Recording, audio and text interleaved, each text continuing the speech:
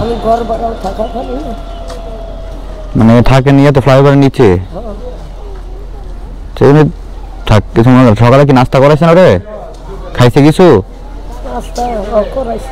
আপনি খাইছেন কিছু? এদিকে আসেন খালা। এটা কি আপনার ছেলে? আচ্ছা, উনি বয়স প্রতিবন্ধী না? আচ্ছা, আপনার বাসা কোথায়? বাসা না ফ্লাইওভারের নিচে। ফ্লাইওভারের নিচে? ও গ্রামের বাড়ি কই আপনার? শ্বশুর বাড়ি সিলেটে? ও আচ্ছা।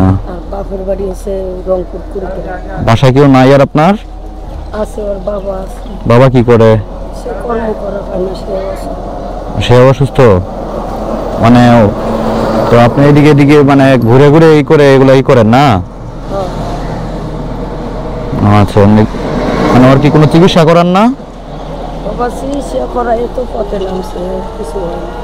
ওর কোমরে বলে নিজের হাতে খাইতে পারে না, কথা বলতে পারে না, একজনে পেশা দিল নিতে পারে না। এখানে যে বহাইছি আমি কাজ করবো এই ক্ষমতা আমার না।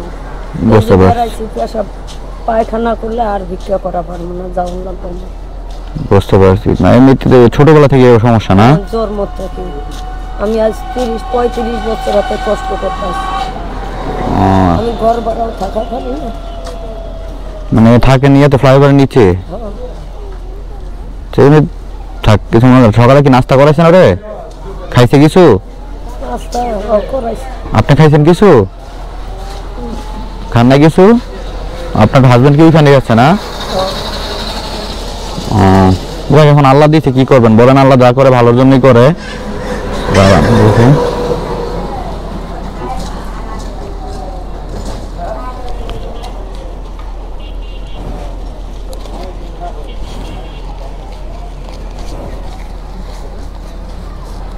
কি করেন ওরা? এটা কিছু দিয়ে ওরা কিনা খাওয়ায়েন। হ্যাঁ ঠিক আছে, নাস্তা করে নিয়েন আপনি।